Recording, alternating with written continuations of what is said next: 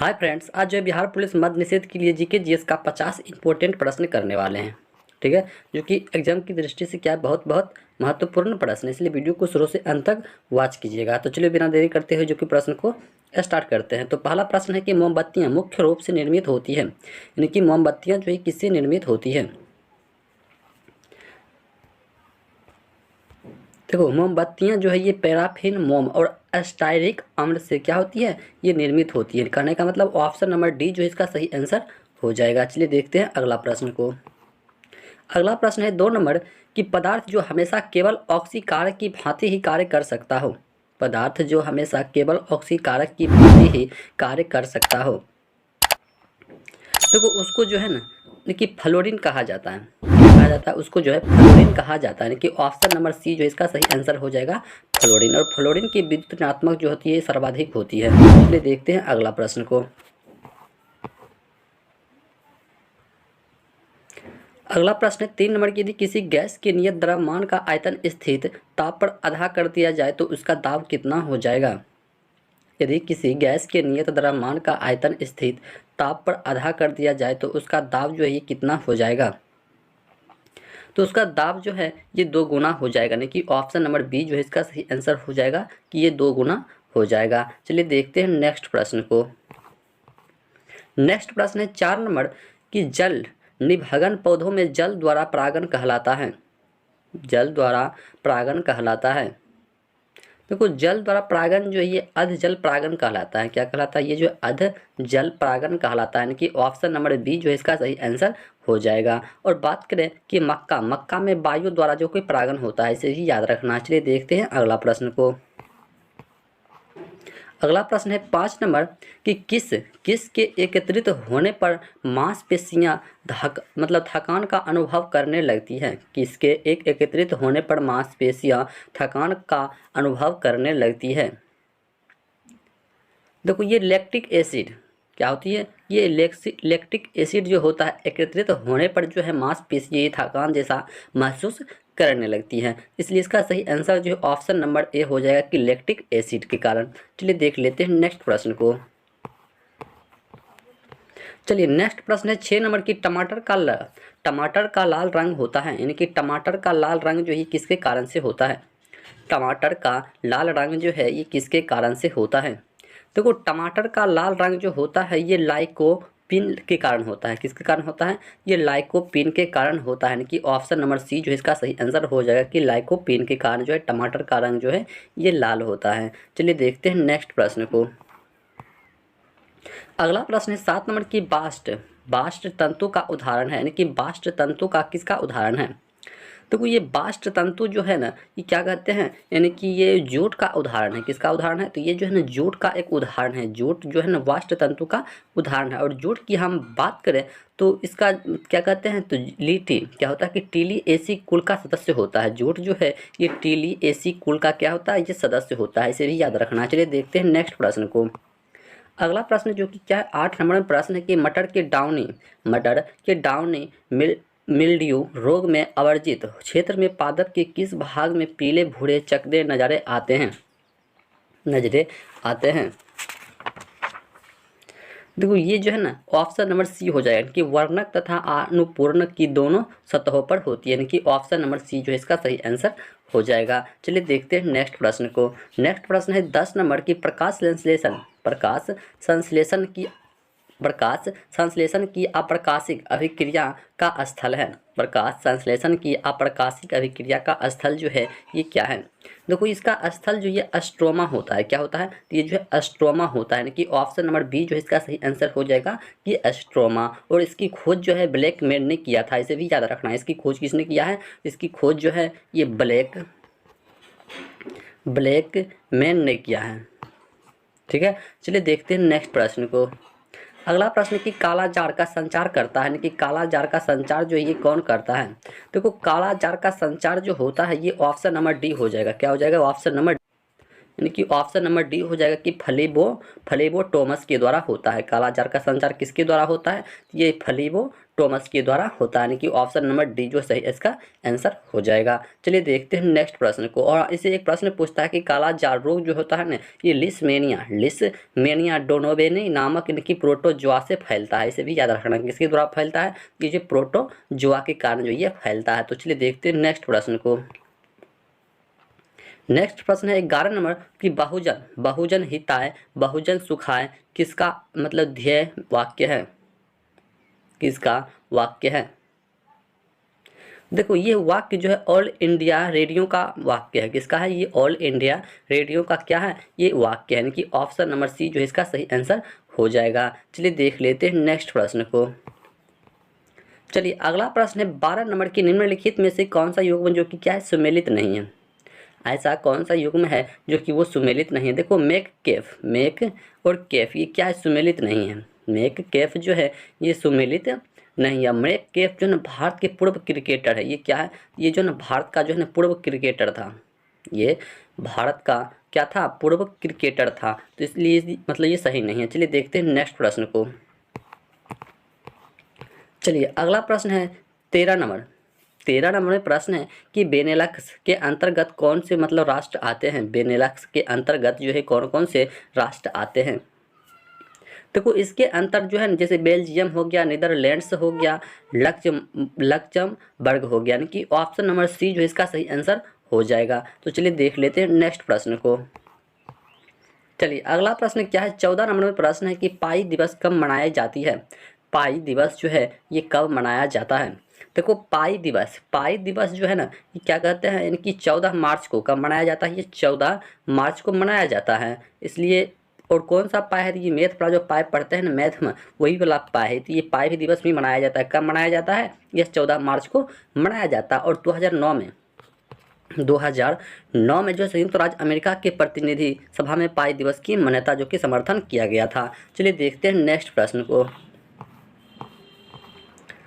चलिए अगला प्रश्न है 15 नंबर की मिस्र का सबसे बड़ा पिरामिड कौन सा है। मिस्र का सबसे बड़ा पिरामिड जो है ये कौन सा है।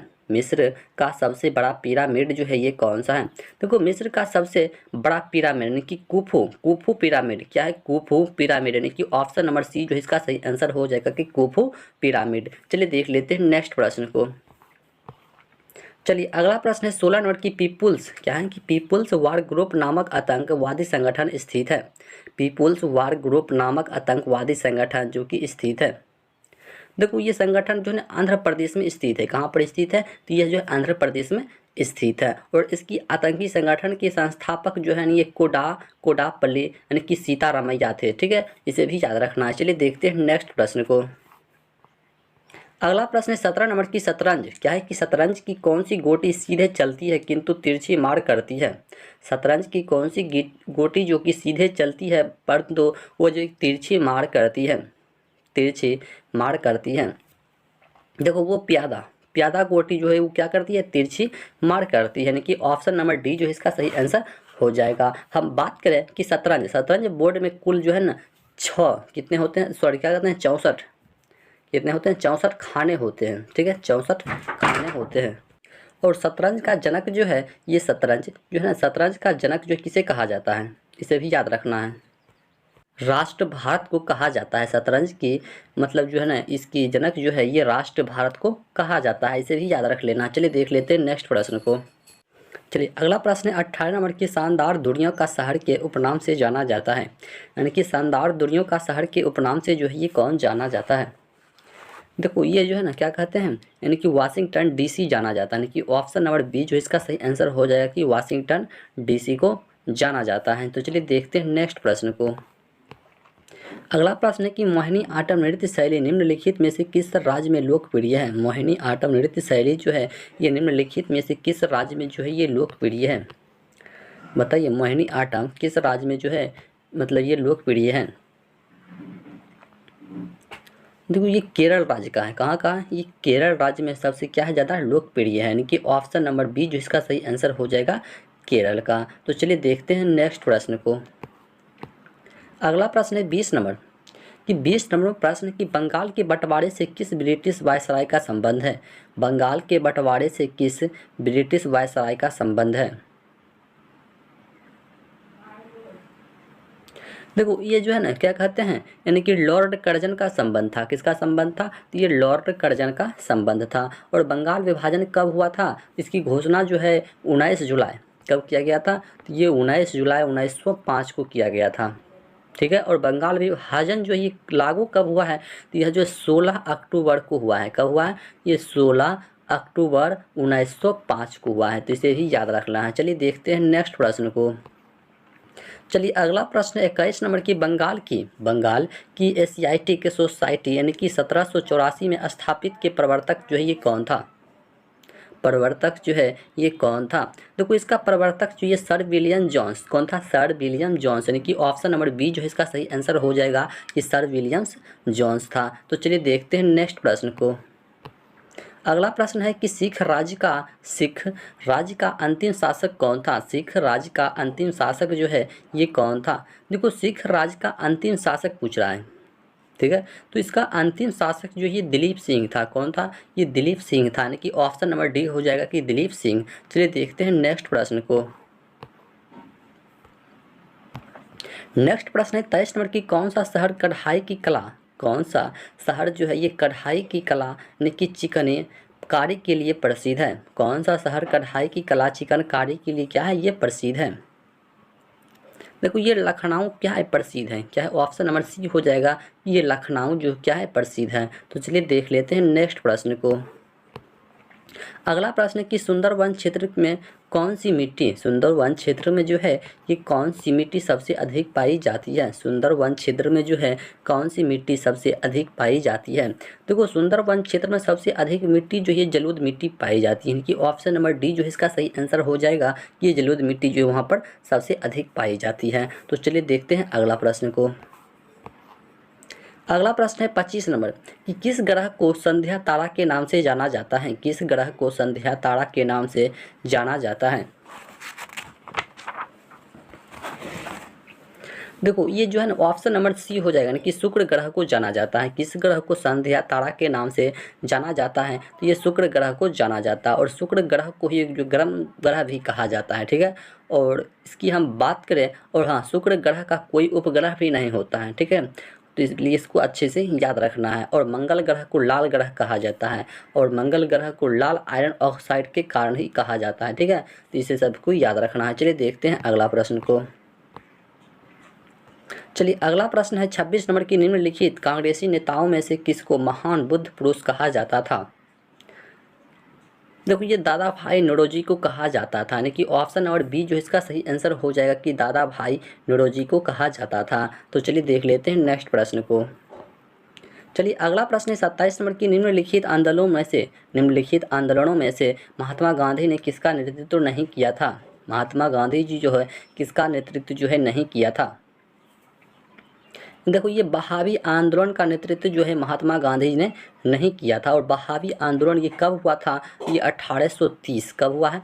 1830 से लेकर 1860 तक हुआ था। ठीक है। तो इसे याद रखना है। चलिए और हम बात करें कि बहावी आंदोलन का केंद्र कहाँ था?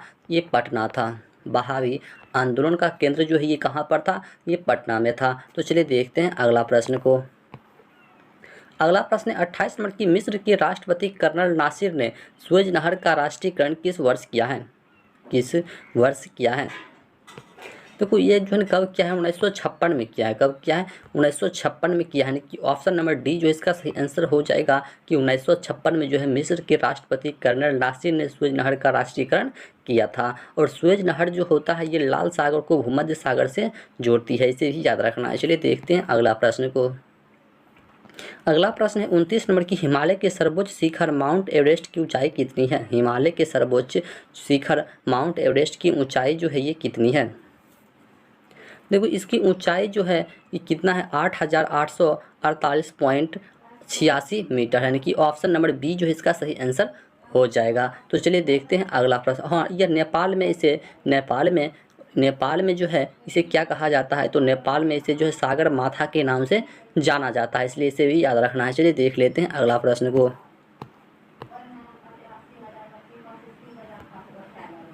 चलिए अगला प्रश्न है 30 नंबर की ग्रैंड ट्रंक रोड का मतलब किस नाम से जाना जाता है। ग्रैंड ट्रंक रोड जो है ये किस नाम से जाना जाता है। देखो यह जो है NH1 और NH2 के नाम से जाना जाता है, यानी कि ऑप्शन नंबर ए जो इसका सही आंसर हो जाएगा।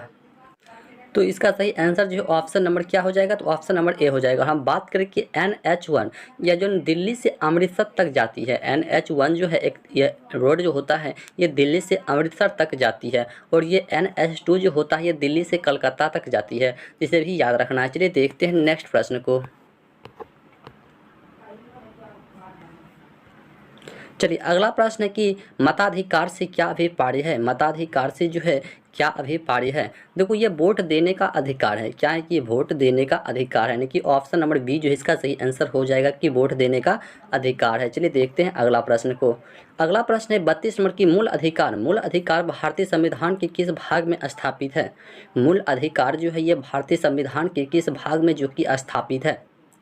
मूल अधिकार भारतीय संविधान के भाग 3 में वर्णित है। कहाँ पर वर्णित है, ये भाग 3 में क्या है वर्णित है, यानी कि ऑप्शन नंबर बी जो है इसका सही आंसर हो जाएगा। और हम बात करें ये भाग 2, ये भाग 2 में जो है ना नागरिकता से संबंधित मतलब उल्लेख किया गया है, और भाग 4 में जो है ना नीति निर्देशक तत्व का मतलब निर्णय किया गया है, और भाग 5 में जो है ना इसमें जो है संघीय यानी कि कार्यपालिका शक्ति के विस्तार से मतलब कुछ वर्णन किया गया है। इस तरीके सभी को याद रखना। चलिए देखते हैं अगला प्रश्न को। अगला प्रश्न है 33 नंबर की भारत सरकार का प्रथम विधि अधिकारी कौन है। भारत सरकार का प्रथम विधि अधिकारी जो है ये कौन है। देखो ये भारत का महान्यायवादी कौन है, ये भारत का महान्यायवादी है, यानी कि ऑप्शन नंबर सी हो जाएगा इसका सही आंसर कि भारत के महान्यायवादी। तो चलिए देखते हैं अगला प्रश्न को।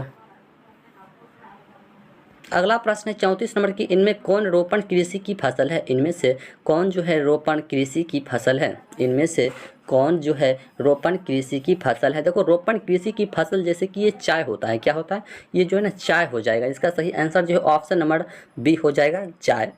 ठीक है, चलिए देखते हैं अगला प्रश्न। अगला प्रश्न है 35 नंबर। क्या है कि 35 नंबर में प्रश्न कि सूर्य और पृथ्वी के बीच चंद्रमा कब आता है। सूर्य और पृथ्वी के बीच में जो है ये चंद्रमा जो है ये कब आता है। देखो सूर्य और पृथ्वी के बीच में चंद्रमा तब आता है कि जब सूर्य ग्रहण होता है। क्या होता है कि जब वहाँ पर सूर्य ग्रहण होता है तब जा करके आता है। तो इसका सही आंसर जो है ऑप्शन नंबर बी हो जाएगा कि सूर्य ग्रहण हो जाएगा। ठीक है, और चंद्रमा हमेशा पूर्णिमा के दिन ही होता है, इसे भी याद रखना। ठीक है, चलिए देखते हैं अगला प्रश्न को।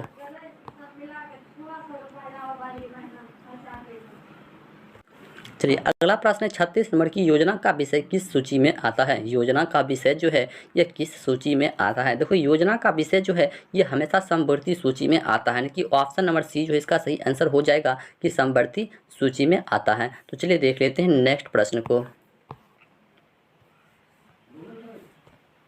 चलिए अगला प्रश्न है 37 नंबर की राष्ट्रपति के चुनाव से संबंधित विवादों का निर्णय कौन करता है। राष्ट्रपति के चुनाव से संबंधित विवादों का निर्णय जो है ये कौन करता है। देखो ये जो ऑप्शन नंबर ए हो जाएगा, यानी कि उच्चतम न्यायालय करता है। कौन करता है, यह जो उच्चतम न्यायालय करता है, यानी कि ऑप्शन नंबर ए जो इसका सही आंसर हो जाएगा कि उच्चतम न्यायालय करता है। चलिए देखते हैं अगला प्रश्न को। चलिए अगला प्रश्न है 38 नंबर की संघ। क्या है कि संघ लोक सेवा आयोग की रूयों और अध्यक्ष की नियुक्ति की जाती है, यानी कि किसके द्वारा जो है की जाती है।